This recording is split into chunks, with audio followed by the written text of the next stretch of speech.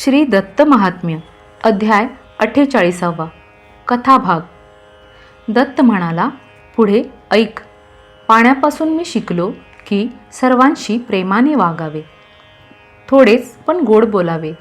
पाणी सर्वत्र जाते तसेच गोडीने वागून सर्वांशी मिळून मिसळून असावे. पाण्याचा उपयोग अनेक प्रकारांनी केला जातो, तरीही पाणी विटत नाही. तसेच आपण असावे. स्वतःचा स्वच्छपणा न सोडता इतरांना स्वच्छ पवित्र करावे. कोठेही न थांबता उदकाप्रमाणे सर्वत्र संचार करावा. ताठर वृक्षांना उपटून टाकून पाणी नम्र लव्हाळी पोचते. तसेच पाखंड्यांचा नाश करून लीनजनांना तारावे. 5वा गुरु अग्नी. तपोबलाने अग्नीप्रमाणे तेजस्वी व्हावे. कधी गुप्त तर कधी प्रकट असावे. भजणाऱ्याचा उद्धार करावा. संचार करताना काही मिळाले तरी त्याचा साठा करू नये. अग्नी थंडी घालवतो व अंधार नाहीसा करतो. जे मिळेल ते खाऊ नये, तो सोवळाच असतो.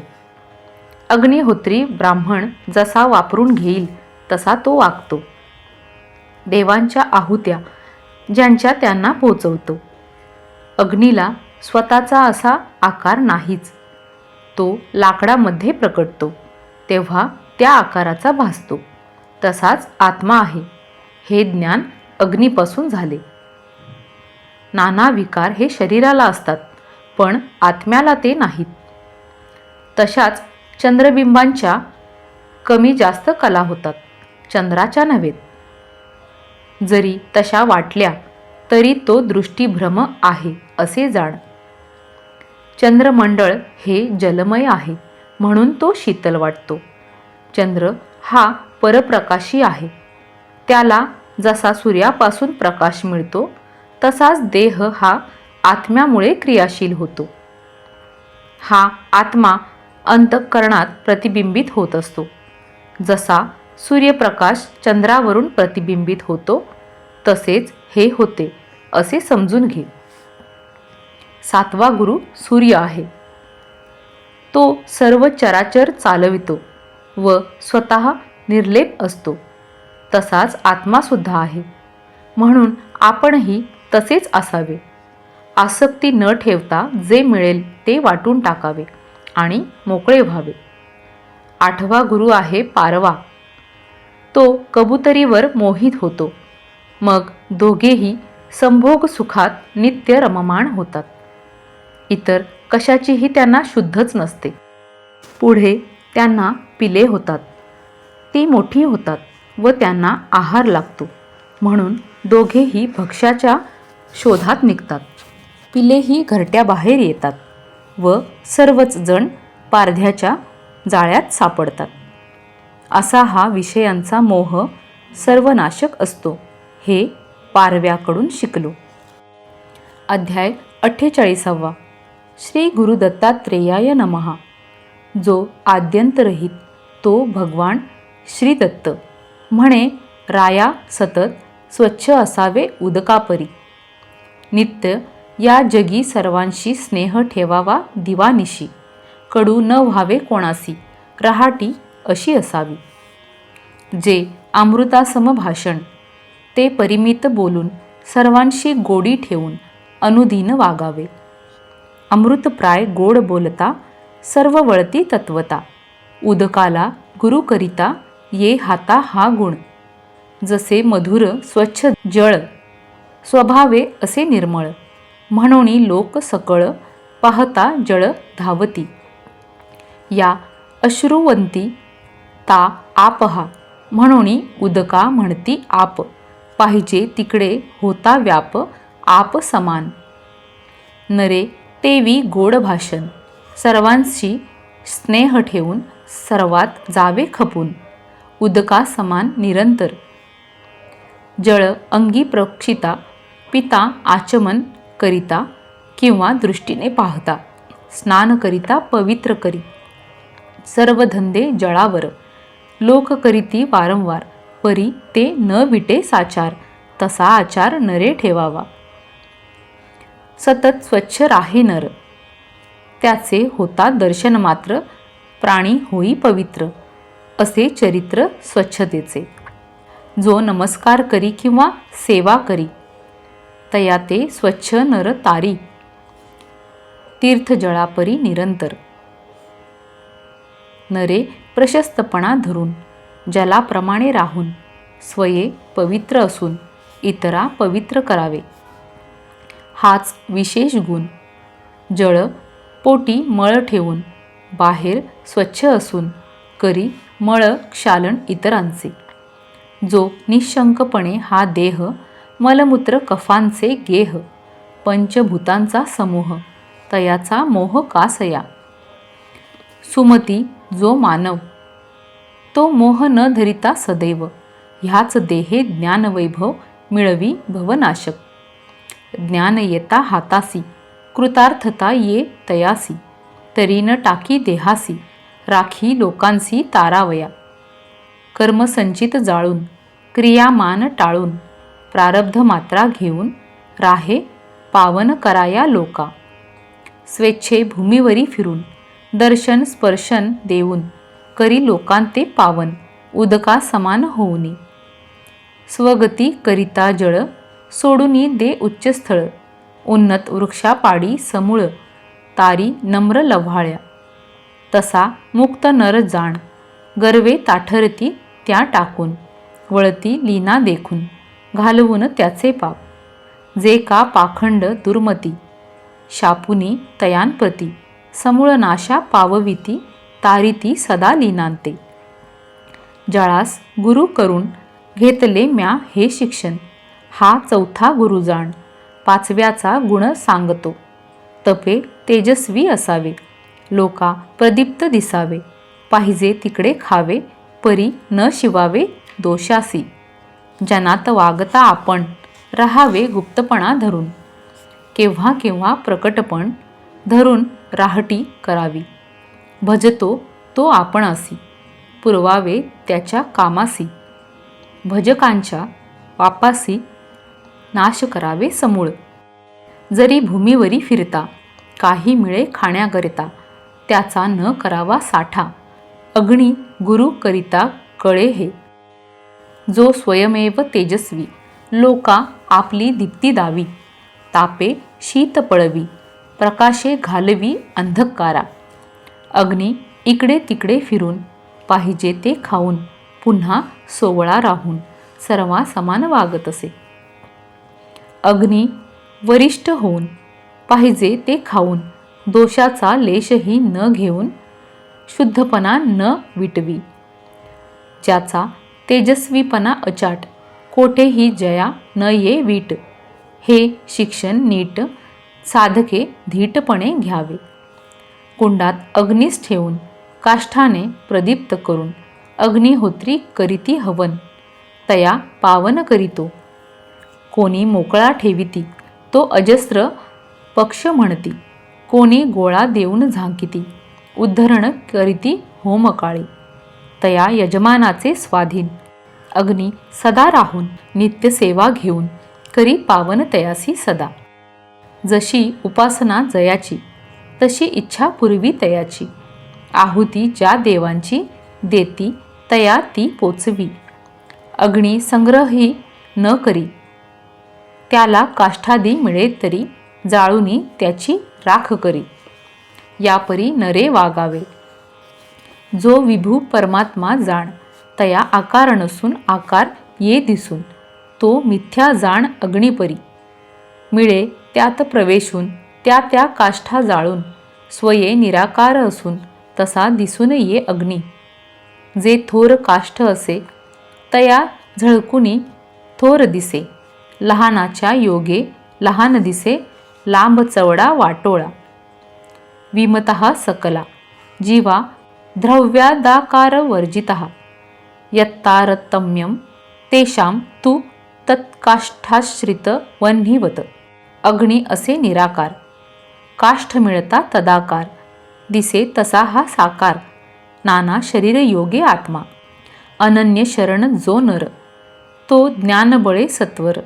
टाकी उपाधी नश्वर, होई निराकार परब्रह्म. कर्म देहाचे मूळ, ते ज्ञाने जाळी समूळ. मग निरुपाधिक केवळ, होई विमळ परब्रह्म. अग्नी वाढुनी काष्ठाबरोबर, दावी काष्ठा सारिका आकार. राख करुणी सत्वर, आकार टाकी तसा आत्मा. जो बहुधा बहुरूप, रूपम रूपम प्रतिरूप. हा वेदाचा आलाप, तेव्हा रूपरहित आत्मा.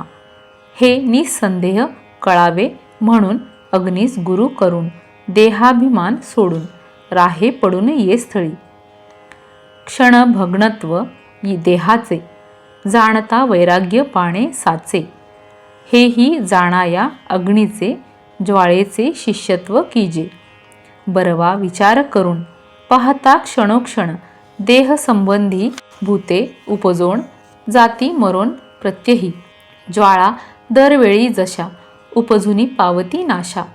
देह संबंधी भूतांची ती दशा, सूक्ष्म दशा कळेही. हे मान्य करी जो नर, तो देहा क्षणभंगूर. मानुनी वैराग्य सादर, भवसागर उलंडी. हे उदारत्व थोर, सोडावे देहाचे ममत्व सत्वर. हा बोध घेतला सादर पाचव्या गुरुपासून. जे बहुविकार भासती ते शरीरावर, न घडे न वाढे आत्मा पर. हे निशाकर गुरु सांगे. पहा रवी हा तेजोमंडळ, ग्रह नक्षत्रे उदक मंडळ. तेव्हा चंद्र जळमंडळ, हे निखळ जाणावे. जेव्हा संयोग सूर्यचंद्राचा, एक नक्षत्र योगे साचा.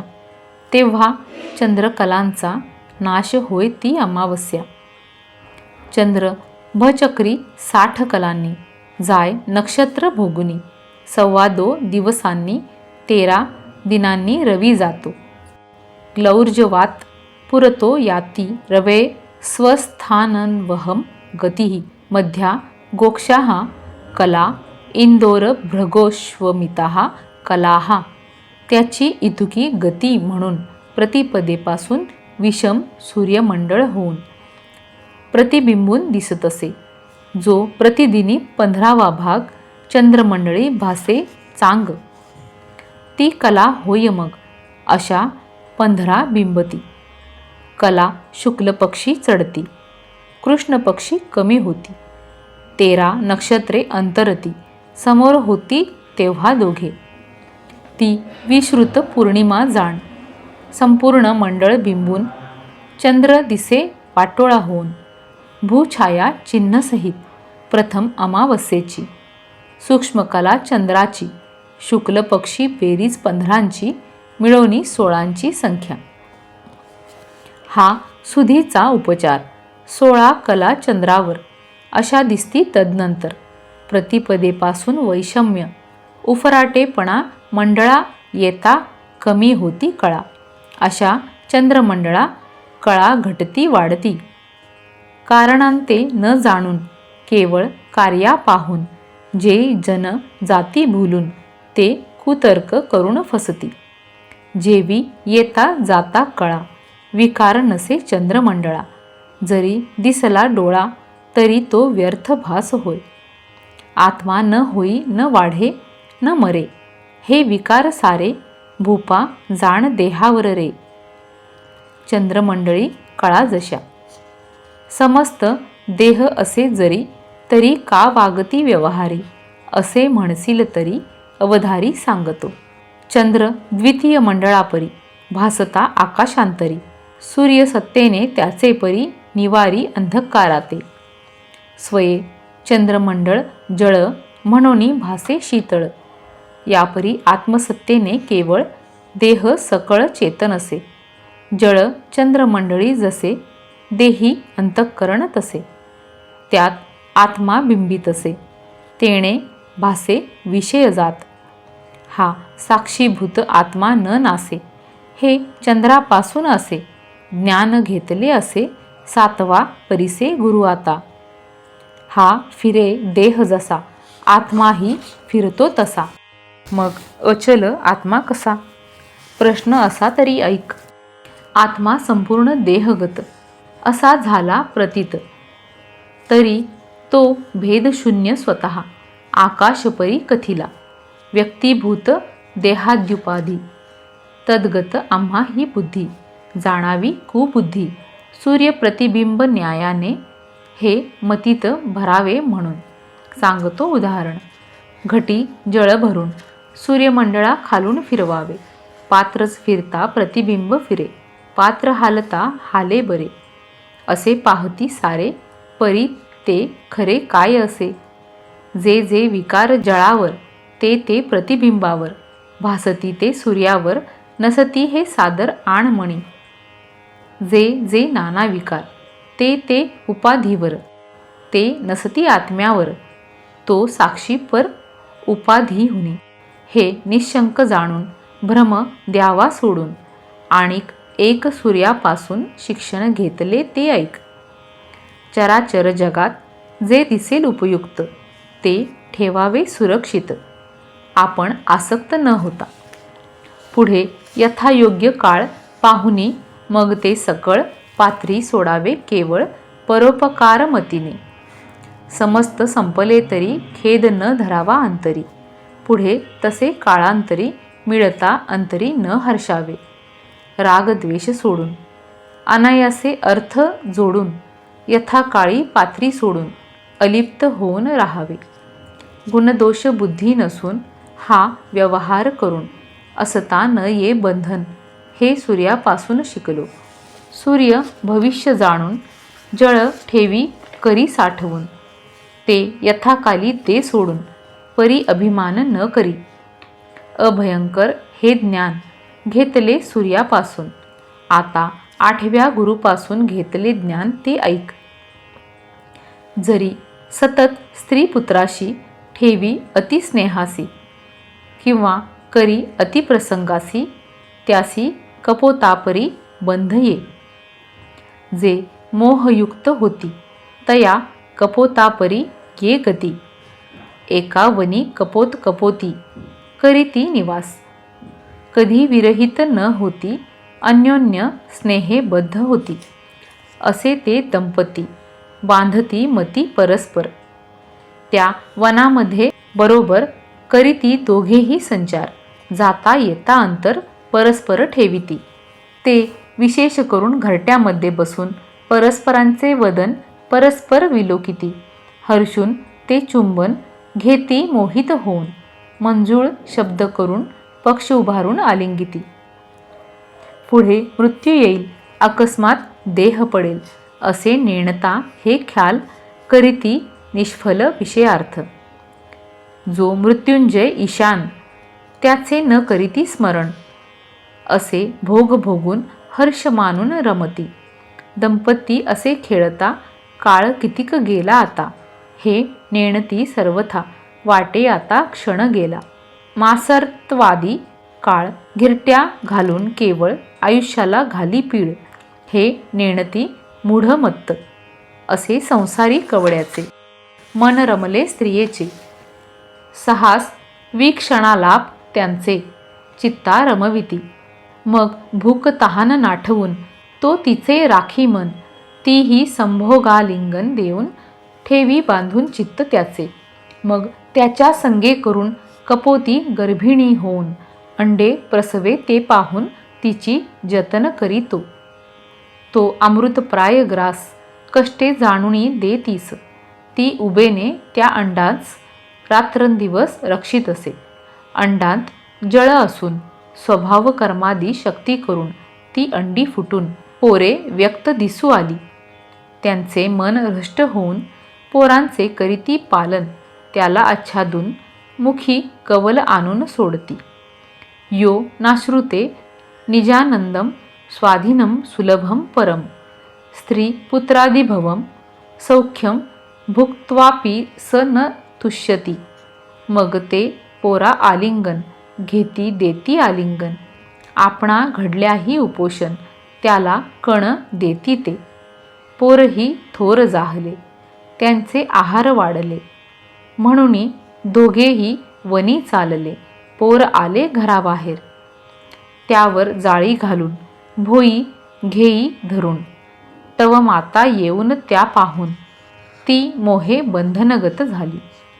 हिरणमय स्वगृह शून्य पाहून विरहे विधुर होऊन राहे कोण, असे तो कवडा मानून स्वये बंधनगत झाला.